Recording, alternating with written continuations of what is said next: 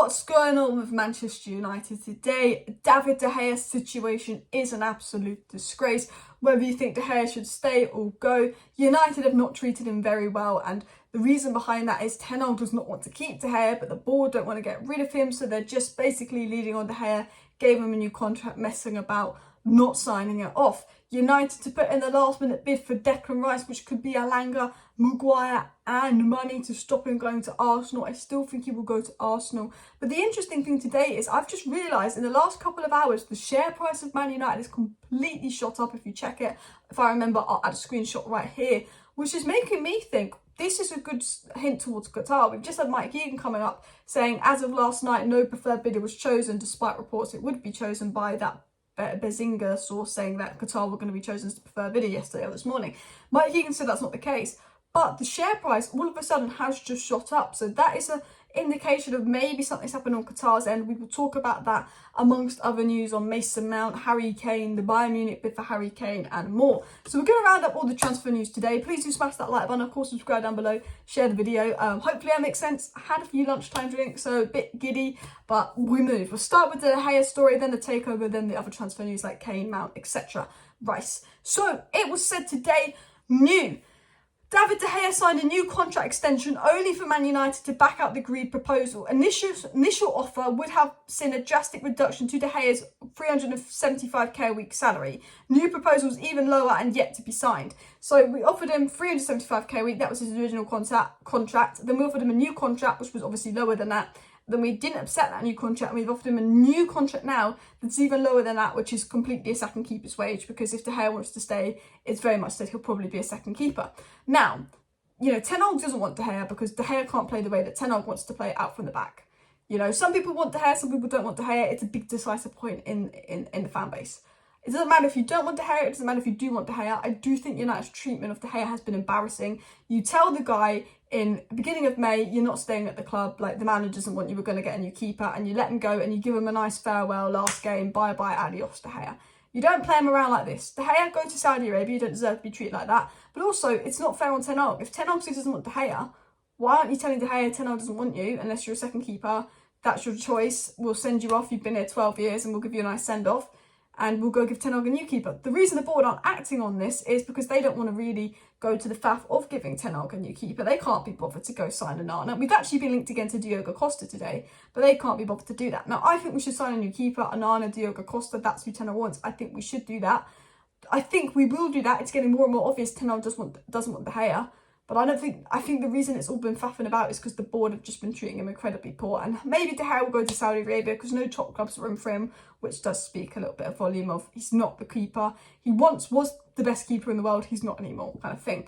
It was also said the reasons because of this. Chris Wheeler said today on the United stand, Ten Hag is behind Man United's U-turn over De Gea's contract after manager expressed concerns about keeping the Spaniard as number one. Eric Ten Hag effectively vetoed David De Gea's new deal. The club have a say, then the manager has his say on the matter. So the club want to keep De Gea. Ten Hag said, no, don't want to keep De Gea. I'm vetoing the deal. I'm U-turning on it. He's not. I need a goalkeeper. Like De Gea's performances against Sevilla, back end of the season, were absolutely dreadful. And you can't blame Ten Hag. Big mess up in the FA Cup final, big mess up in the Sevilla game. We should have won the Europa League, let's be honest. You can't actually blame Ten Hag for vetoing it, not being confident. But the board shouldn't be giving out contracts without Ten Hag's permission. Ten Hag made it very clear when he took the job, I want to make sure I choose who gets new contracts. We gave Phil Jones a new contract, didn't go through Ollie. We gave Baye a new contract, didn't go through Ollie. Ollie played an injured Maguire over Baye. Do you think Ollie would have given Baye a new contract? Because we were like, oh, let's increase their value. Have we played Phil Jones more than 10 games since we gave him that new contract? Nope. Have we played Baye more than 10 games since we given that new contract? Nope. Why we just get rid of De Gea on a free? Because we're desperate to get rid of Baye, and we've been desperate to get rid of Phil Jones the last 3 years. If the manager doesn't want the player, let him go on a free. Stop this new contract stuff. It was also said as well, De Gea staying is still a possibility, but not as number one. Eric Ten Hag wants someone to start in goal. So he's saying, look, De Gea could stay, but he won't be number one. Which, you know what? That's what Ten Hag wants. Fair enough. Ten Hag wants a modern keeper. Go sign Onana, £45 million.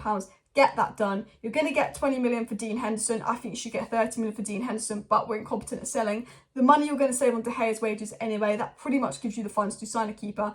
We are nearly in July. They've not signed anyone. I mean, this is another transfer window. 4, 5 transfer windows in a row where we haven't signed anyone in June. Shock.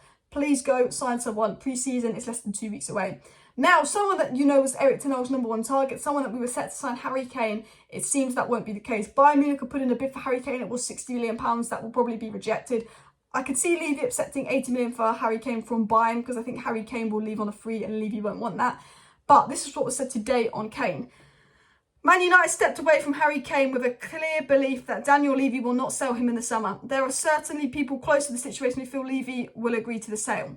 And what's really been said is Ten Hag wants Kane. Ten Hag told the ball, go push for Harry Kane, go make an effort for Harry Kane. Levy won't want to lose him on a free, show some ambition in this fight to sign Harry Kane. The board are like, no, look, he's not going to sell to us unless it's 120 million. Let's go look elsewhere. Let's go look elsewhere.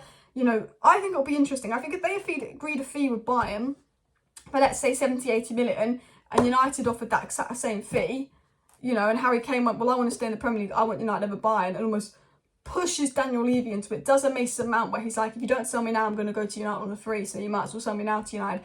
Potentially something could happen to Kane, but if that doesn't happen, I think we'll focus on Højlund. For me, it's going to be Højlund or Kane. I think one of those players will be a United player in the summer, unless Bayern swoop up Højlund, because Bayern have gone for Kim and Jay, Bayern are interested in Declan Rice, Bayern are interested in Mason Mount, Bayern are interested in Højlund, and Bayern are interested in Kane. Every player United are linked to, Bayern are interested. They'll be linked to Frankie de Jong next. I tell you that. Every player we're interested in, Bayern are interested in.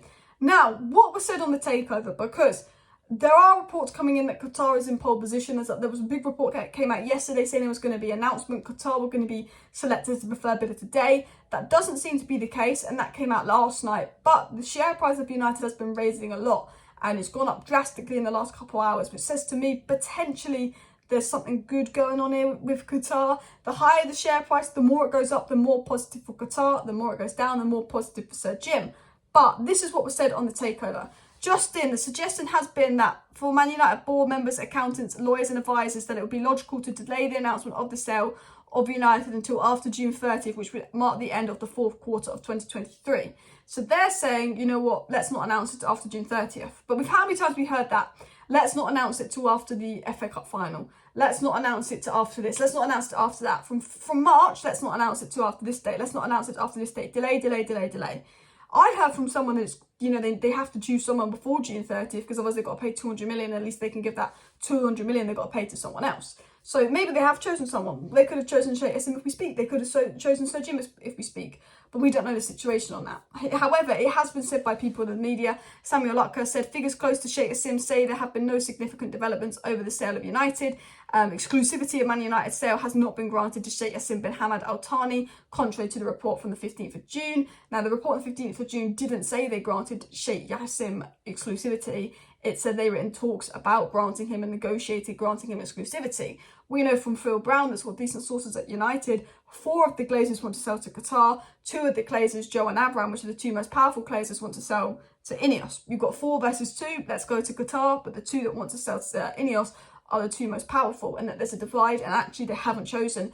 But the feeling is they actually have to choose before June 30th, but they might not announce anything till after June 30th. We'll have to wait and see. They have to, some reports are coming in saying they have to choose in the next few days. And if they have to choose in the next few days and the stock price is shooting up, maybe there's people on the inside that know some things. Maybe something's going to come out, but it is all speculation. And Mike Keegan, who is the best source and the most reliable source when it comes to the takeover, said this. He says, as of last night, no preferred bidder has been chosen with the new season less than 7 weeks away. And you know what? 7 weeks away from the new season, 2 weeks away from pre-season, no signings, takeover not sorted. Takeover was meant to be done in March. Ten Hag wanted signings before pre-season. Man United need to get their act together. The stock price has shot up. Reports that Qatar are in pole position because the stock price has shot up. That looks good for Qatar, that the stock price has shot up. Maybe we're going to get something very soon. But I've been saying maybe we're going to get something very soon for months. I think with the transfers, I think it will be Mason Mount first, and that might drag on for a little bit. Then Onana, and then I think we go for Højlund, and then I think we faff for another midfielder or another centre-back, depending on who we sell. United aren't organised this transfer window. They're never organised in the transfer window. We're always slow in the transfer window, but with the takeover on top of us being slow in the transfer window, it is a recipe for disaster, and Ten Hag is getting very frustrated. United potentially looking to offer a player plus Castile for Rice, but I think he's going to go to Arsenal. It's too late. Apparently, United's interest in Caicedo was only a trick to throw off Chelsea, which is annoying because I think we should be going for Caicedo. Maybe there could be something happening with Frankie de Jong, but I'm only going to talk about Frankie de Jong if it comes from Romano, Ornstein or someone reliable, because it's not worth investing in that again. Maybe we'll hear something this week, but keep an eye on the Mount situation. I think we'll get a deal done for Mount this week. and maybe we'll get something on the takeover this week, but who knows, we could be sitting here in September not knowing who our new owner is. Thank you for watching, smash a like, smash a subscribe, see you next time.